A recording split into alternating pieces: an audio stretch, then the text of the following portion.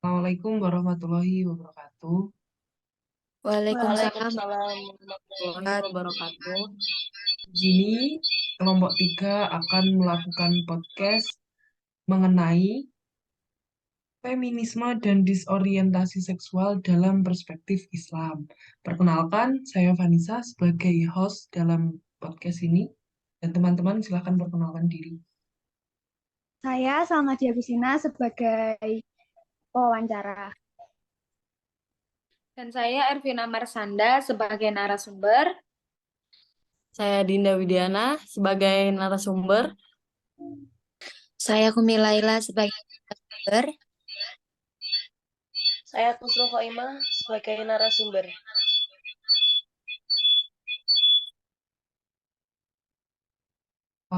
Bisa dimulai ya untuk Mbak Salma melakukan podcastnya.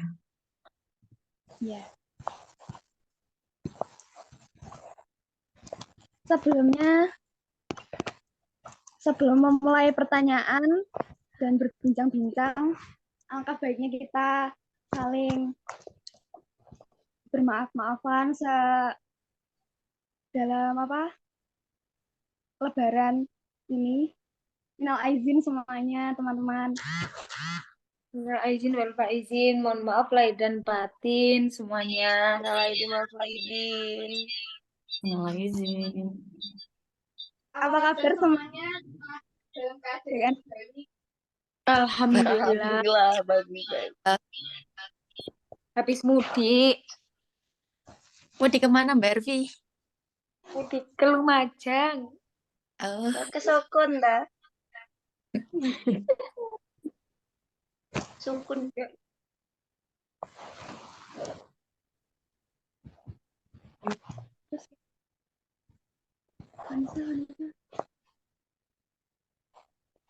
Apakah langsung pertanyaan saja?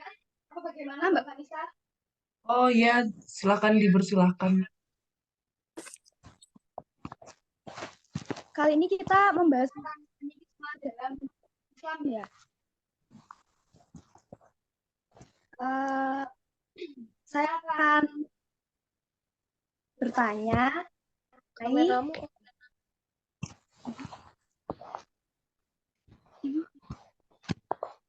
mengenai bagaimana sih pandangan Islam terkait dengan gerakan feminisme ini? Atau apa sih feminisme dalam pandangan Islam? Silahkan yang Ini mau menjawab. Oh,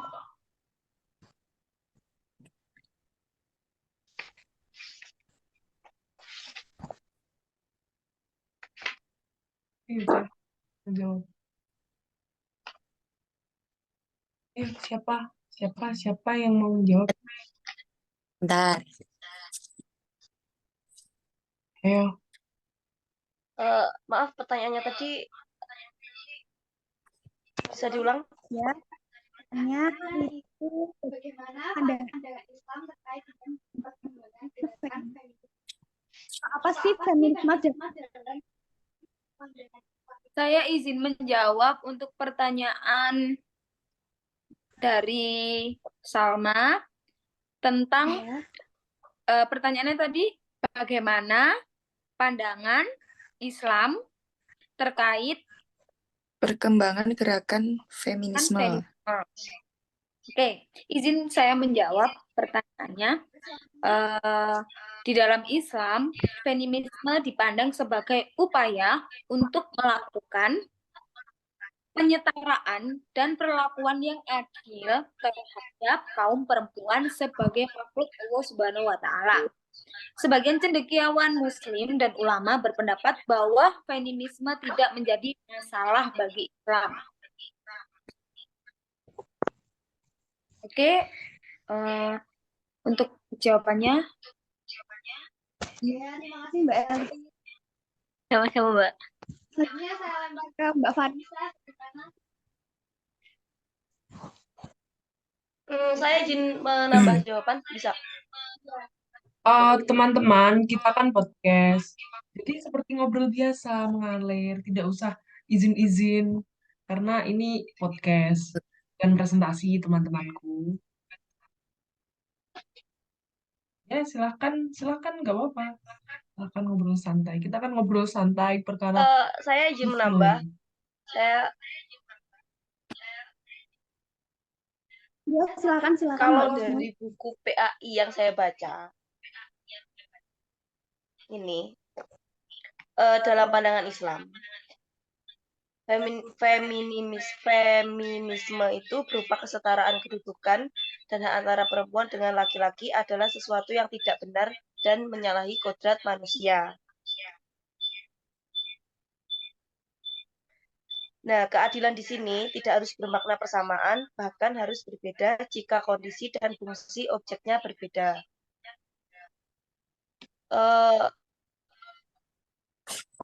Tadi menurut Islam ya? Ya, menurut pandangan Islam.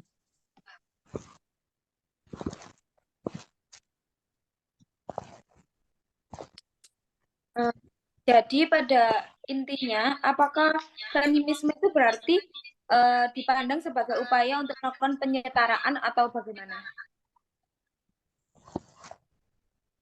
Feminisme.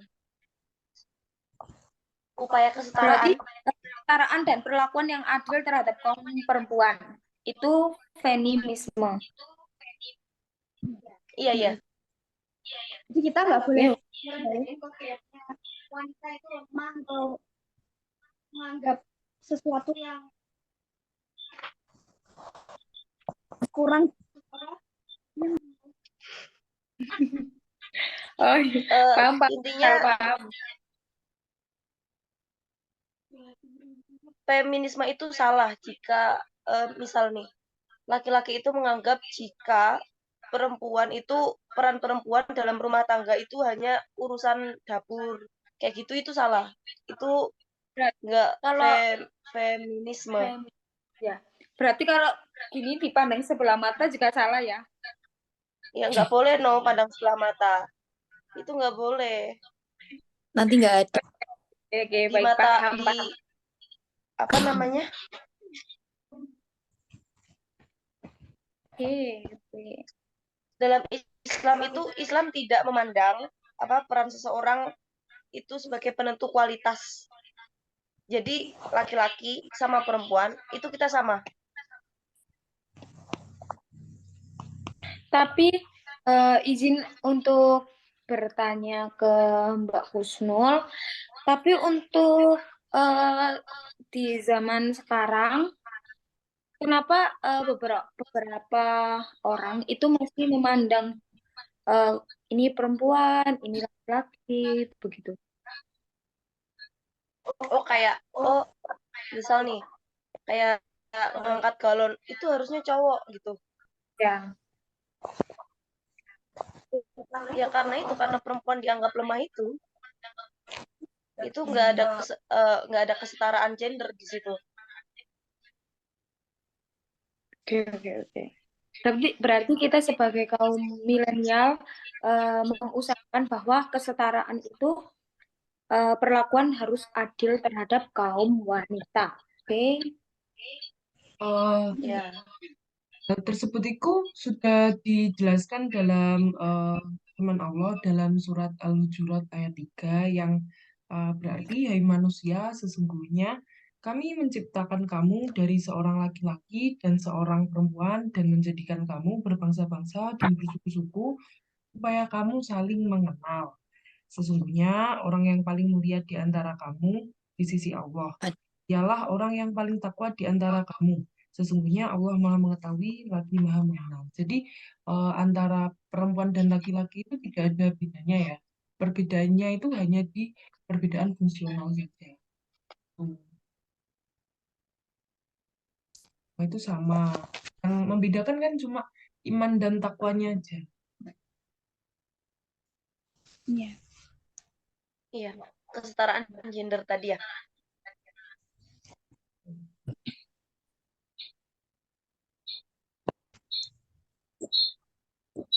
Mungkin ada yang mau nambahin. Mila sama Dinda mana suaranya ya? Ya, apa? Next. Iya, Vanessa. Eh, menurut kalian gender dalam perspektif Islam itu apa sama sama kayak paham gender feminis nggak sih? Sama nggak sih? Sama apa nggak? Kalau menurut kalian, Gimana tadi pertanyaan? Sorry. Gimana? eh, menurut kalian gender dalam perspektif Islam sama nggak sih sama gender feminis? Paham gender feminis? Gender dalam Nah, perspektif sama nggak sih? kayaknya ini pertanyaan tadi yang kita bahas itu menyangkut pertanyaan yang kedua ini. Ya, boleh Rina coba. Karena kita bahas pertanyaan di awal itu membahas tentang feminis. Kayaknya itu sama dengan paham gender feminis. Kaitan ya Eh, berarti. Berarti kayaknya berkaitan antara gerakan feminisme sama paham gender feminis mungkin berkaitan. Sama pertanyaannya Salma tadi. Pertanyaan Vanessa sama pertanyaan sama. Paham. Apakah ada mungkin Pertanyaannya ada yang sama tadi kan tentang feminisme. Nah, feminisme itu dibahas, terus Ervi nanya tentang kesetaraan gender. Jadi itu sama aja. Karena udah dibahas. jadi jawabannya seperti yang tadi soalnya Mbak Salma itu. Ya, Hampir. Ya, yang terakhir, yang Ervi Oh, sama iya, iya. menanyakan pertanyaan. pertanyaannya itu pertanyaannya beda tapi maknai itu tetap berkaitan. Ma. Mm. Jadi tentang Hmm. feminis, gerakan ataupun gender feminis kan tetap adanya, tidak adanya penyetaraan. Maksudnya itu tetap adil terhadap kaum perempuan dan laki-laki. Seperti itu. Oke.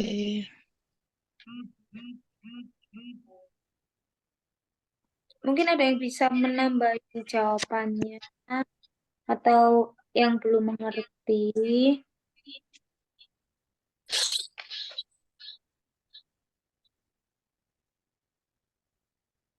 Hmm, Maksudnya nambahin jawaban dari Vanessa, dari pertanyaan Vanessa tentang tadi tentang apa kesetaraan gender. gender feminis. Intinya aja ya, saya nambahin. Dalam prinsip ajaran Islam menjamin kebebasan hak wanita untuk berinteraksi dalam berbagai aspek kehidupan yang didasarkan atas kesetaraan gender dalam masalah hak dan kewajiban, peran dan tanggung jawab, pahala dan azab. Itu masuk lagi. Itu, saya mau nambahin itu aja sih. Oke, jadi intinya paham gender feminis dan gerakan feminis itu sama-sama kita sama-sama dalam Islam itu tidak membedakan. Jadi sama-sama tidak membedakan antara kedudukan seseorang berdasarkan jenis kelamin dan tidak ada bias gender dalam Islam.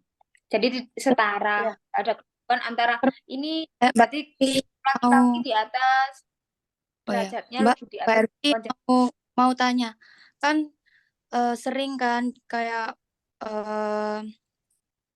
apa ya, mayoritas penduduk Muslim itu masih sering terjadi kekerasan dan pelecehan terhadap perempuan itu bagaimana?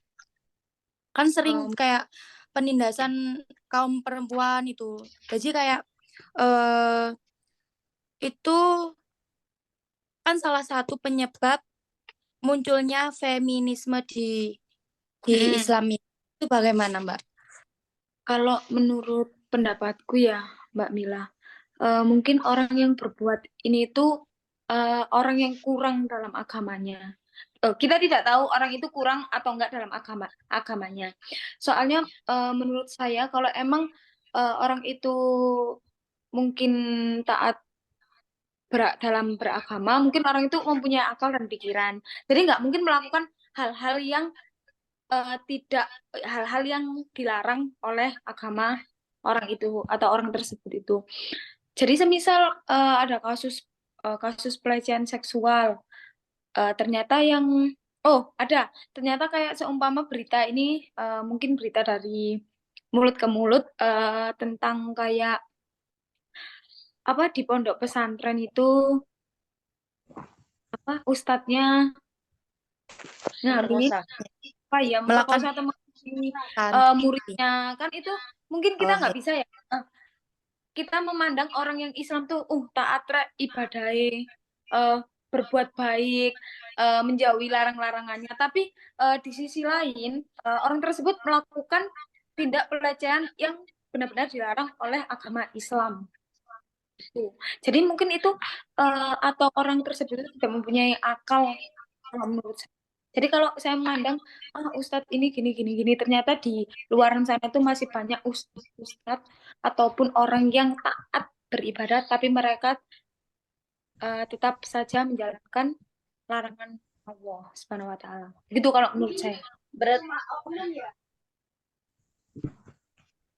Jadi kalau tidak bisa masalah apa ketaatan kita sama Tuhan ya, itu kan dalam Islam ada hablum minallah sama hablum minanas. Nah, masalah ketaatan kita sama Tuhan itu dia masuk ke hablum minallah. Terus antara hubungan kita sama antara si oknum dengan yang korban pelecehan seksual misal itu adalah hablum minanas dan itu kalau di ke lingkungan pemerintahan kita itu dia bisa dikatakan norma. Berarti dia melanggar norma. Oke.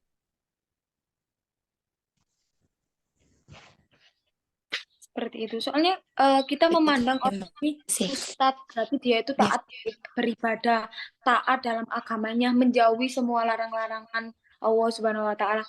Tapi di sisi lain ada beberapa ustadz yang apalagi lebih memperjelas tentang suatu tindakan pelecehan seksual. Nah, itu mungkin menjadi masalah utama bagi kita kaum perempuan.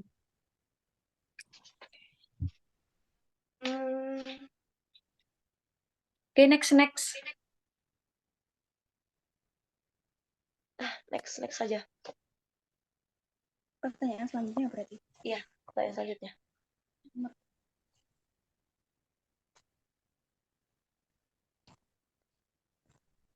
Cek aja. Baik, selanjutnya bertanya mengenai LGBT yang beberapa hari ini terjadi di Indonesia bahkan di itu tuh gimana ya LGBT. Permisi ya Kurang jelas. Mbak Salma. Kurang jelas. jelas. Speakernya tolong jangan ditutupi ya Oh iya iya. mikrofonnya. Bagikan layar aja. Biar kamu nggak ini.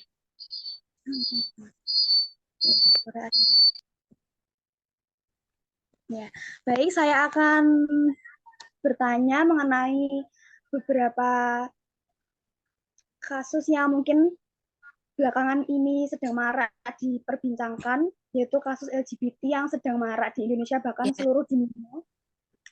Itu bagaimana LGBT bisa terjadi atau pengaruh apa saja yang terjadi hingga ada LGBT itu pengaruhnya apa saja?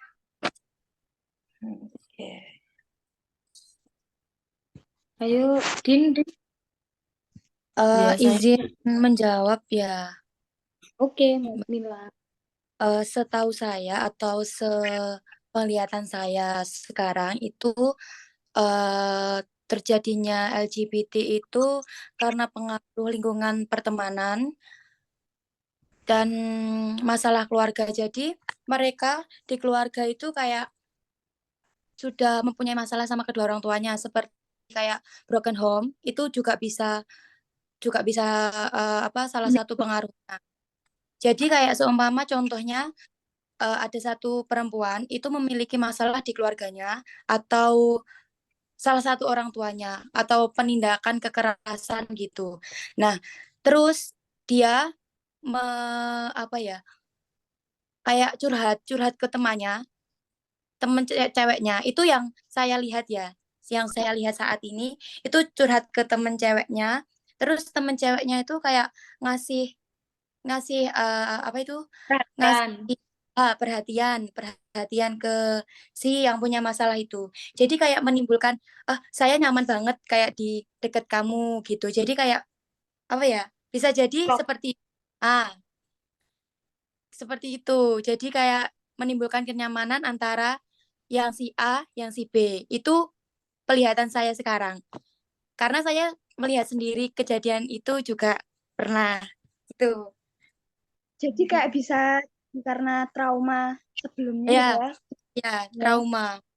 Karena dia tidak mempunyai rumah di tempat rumah itu. Jadi di dalamnya itu harusnya rumah menjadi tempatnya ternyaman, itu tidak tidak dia tidak memiliki rumah rumah di dalam rumah itu. Seperti itu, Mbak. Maaf ya. Seperti itu contohnya. Ya, saya setuju. Mungkin saya juga setuju dengan jawabannya si Mbak Mila ini. Nah, semua terjadi itu ada kalau terjadi mesti itu ada sebab akibatnya. Jadi gitu. Kalau menurut saya sih, tok jawabannya Mbak Mila. Kalau menurut Menurut saya ya, kalian, karena di lingkungan saya, dulu saya di Voli, saya juga banyak yang LGBT. Terus di teman-teman saya sekarang juga, menurut saya ada yang LGBT. Jadi LGBT itu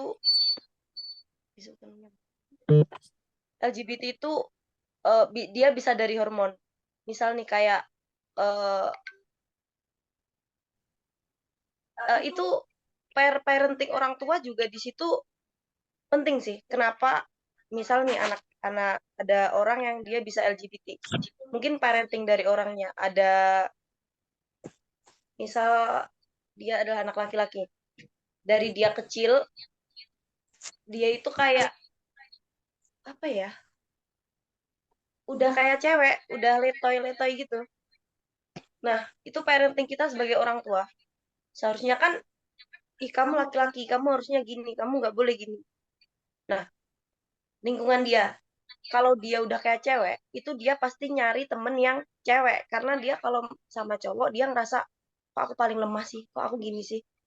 Itu juga masuk trauma, juga dia termasuk latar belakang mengapa orang itu bisa menjadi LGBT. Terus faktor genetik itu percaya nggak percaya juga emang ada. Hormon yang tidak seimbang. Terus orientasi seksual itu berkembang, berjalan sesuai apa ya? Kita kan memiliki pengalaman seksual nih. Kayak apa ya?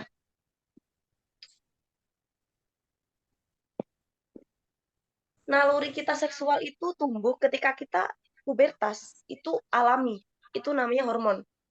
Dan nggak semua yang LGBT itu dia apa ya? Itu kan disorientasi seksual ya, penyimpangan seksual. Kita untuk meminimalisir itu juga nggak tahu ya, karena saya juga bukan bagian dari LGBT.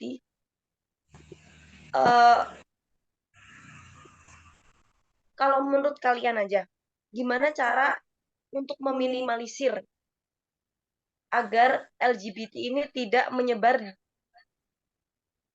di Indonesia ataupun di negara? Karena di sini LGBT sebenarnya di sebelah kita. Kita itu hidup berdampingan dengan LGBT. Sebenarnya kita tahu kalau dia LGBT, tapi dia yang nggak ngaku karena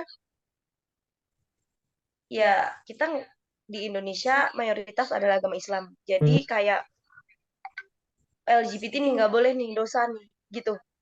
Kita kurang apa ya? Kita kurang ngerti aja, kayak misal cara kita mengeluarkan teman kita dari LGBT itu, kalau menurut saya ya, dia LGBT. Kenapa dia bisa kayak gitu? Oh, faktor dari parenting orang tuanya, faktor genetik, atau dari faktor lingkungan. Kita itu nggak boleh kayak, kamu LGBT, aku nggak mau sama kamu. Itu nggak boleh, kalau menurut saya. Dirangkul, ayo. itu salah LGBT. Itu nggak boleh. Karena ada dalilnya. Oh ya, dibacain bentar. Ada dalilnya. Ervi mau nambahin dulu nggak? Oke. Tapi kalau yang kita rangkul itu kayak nggak terima, itu gimana Mbak Kusnul? Kayak nggak mau gitu, dia tetap memilih jalannya sendiri. Aku mau Ya udah, bertanya juga hidup ke itu kan pilihan. Dia udah berani memilih untuk mengambil jalan itu. Dan kalau udah LGBT itu gimana ya, LGBT, sorry. Itu hablum minallah. Jadi itu urusanmu sama Tuhanmu.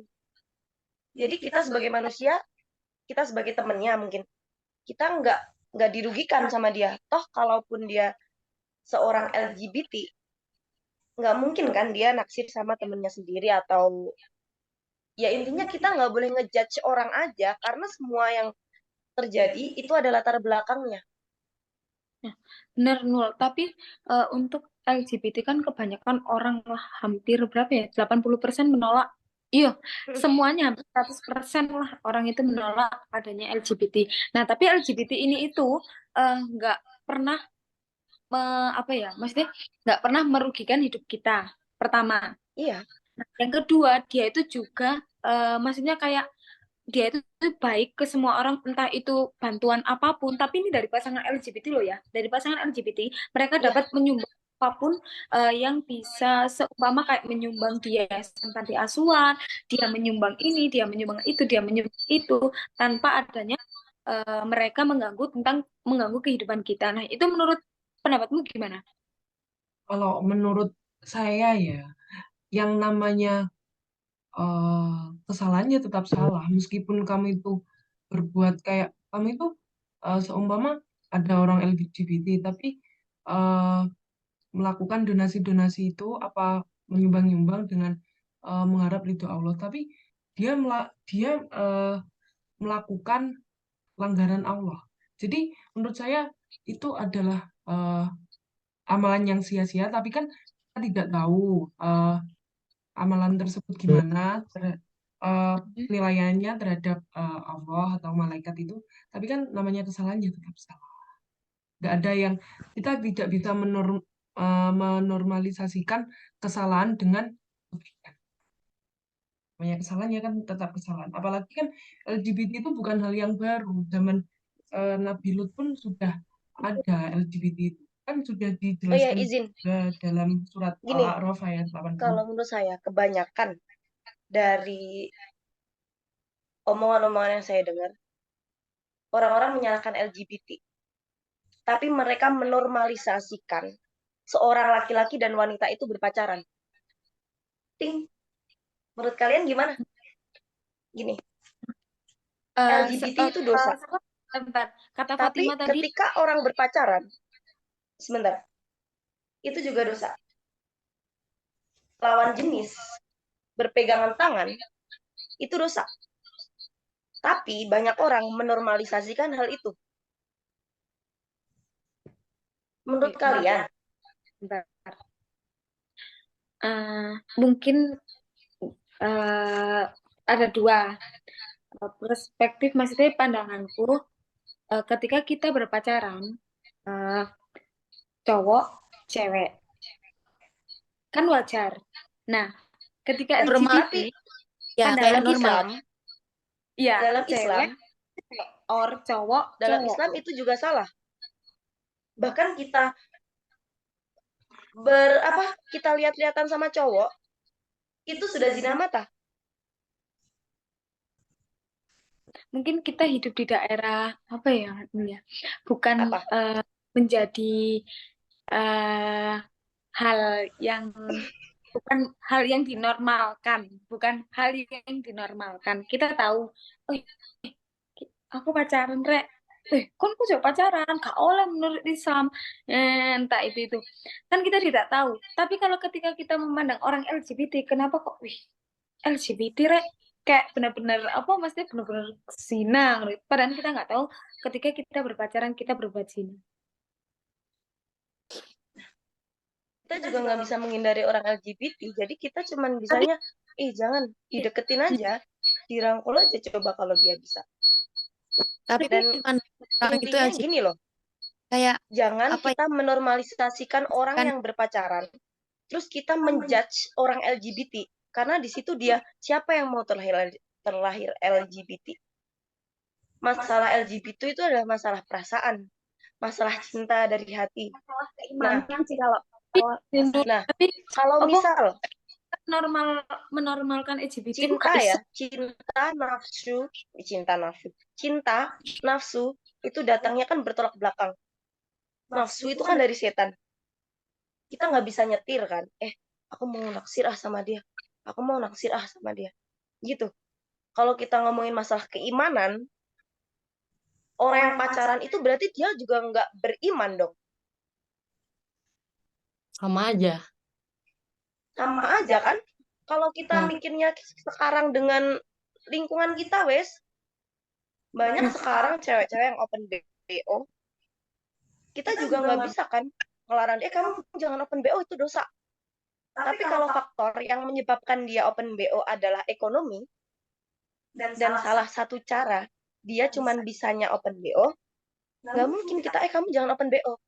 Emang kalau dengan kita melarang dia, kita akan menghidupi dia, kita akan ngasih dia duit, itu kan enggak.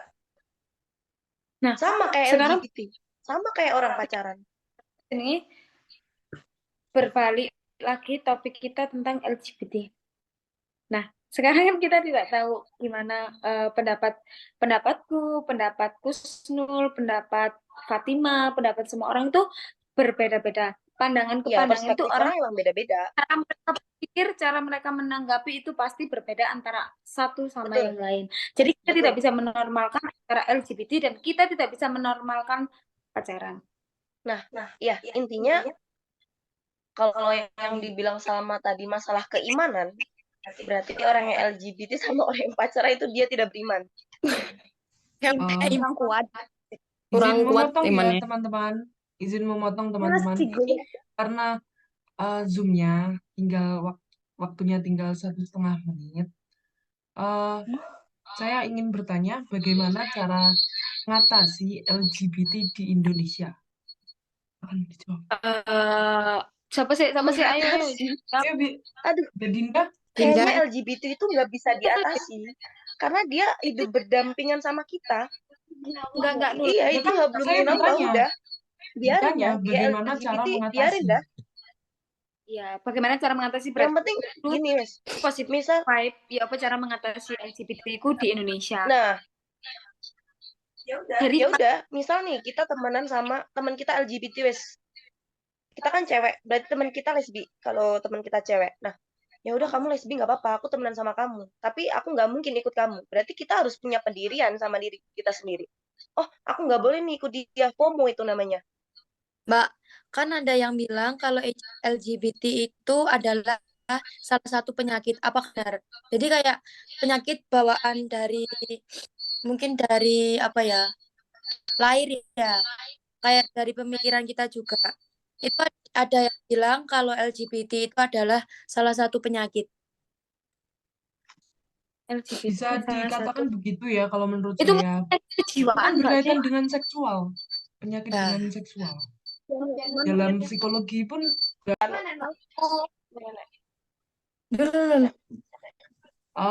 menurut kalian gimana cara mengatasi LGBT di Indonesia ini? Kan di LGBT di Indonesia ini kan semakin marak. Gimana sih cara mengatasinya? Yuk, Izin menjawab. Ya, Dengan diadakannya kajian atau seminar-seminar bahayanya LGBT di sekolah-sekolah gitu. Kayak menjaga pergaulan, menutup segala celah pokoknya tentang pornografi contohnya, dan gadget yang mungkin sekarang ini maraknya tuh di gadget juga kan, pengaruhnya tuh besar di gadget juga. Saya berharapnya sih pemerintah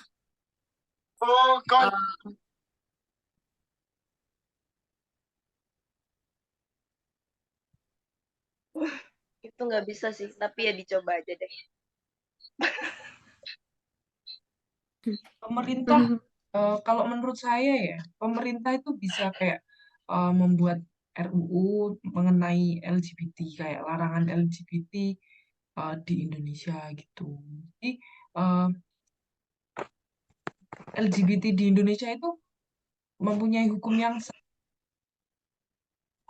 jadi kalau ada tindakan LGBT kita bisa memenjarakan, apa bisa membawa ke peradilan LGBT di hukum, penjara. ranah hukum, agar pelaku LGBT itu jerah terhadap perilakunya. Perbuatan.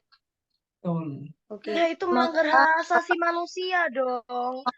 Jokowi melihat podcast kita, suara rakyat, agar didengar. Enggak, Semoga guys, saja itu suara-suara melanggar hak kita kan asasi didengar oleh manusia. pemerintah. Kita kan bebas berpendapat. Iya, bebas berpendapat, tapi kok saya itu berpendapat itu hal yang tidak bakal terjadi ya. Iya, Ya meskipun impossible. Iya. walaupun diadain seminar. Apa Soalnya- namanya? Apa Yang dulu? masal itu apa? Rukiah masal. Itu nggak akan pengaruh deh kayaknya. Karena itu tumbuh dari kita, ada faktor genetik di sana.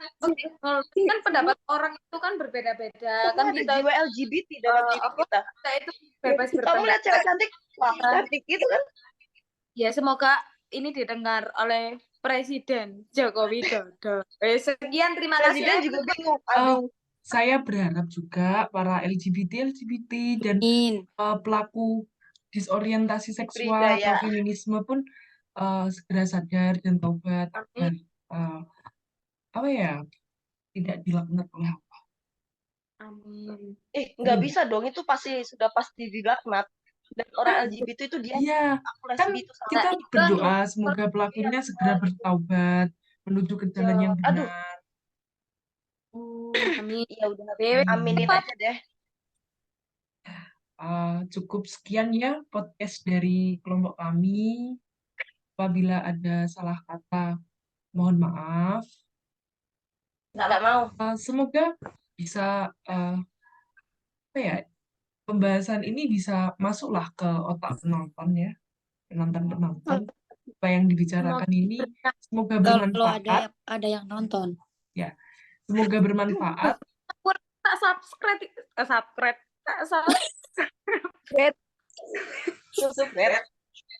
Semoga podcast ini bermanfaat bagi kita semua. Amin. Amin. Jangan lupa like and subscribe. Oke. Cukup sekian dan terima kasih dari kelompok 3. Apabila ada salah kata, mohon maaf. Wabillahi taufik wal hidayah. Assalamualaikum warahmatullahi wabarakatuh. Waalaikumsalam warahmatullahi wabarakatuh. See you. Thank you guys.